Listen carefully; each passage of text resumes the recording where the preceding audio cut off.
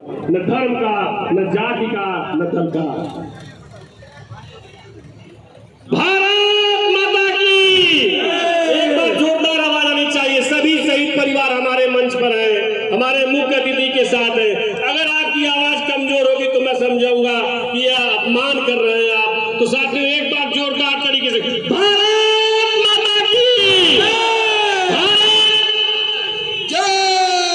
मैं अपने सभी अतिथियों से आग्रह करूंगा कि जो शहीद के परिजन हैं वो हमारे मुख्य अतिथि जी को मुख्य मंच पर छोड़ करके अपना स्थान जा करके अपने मंच पर ग्रहण कर लें।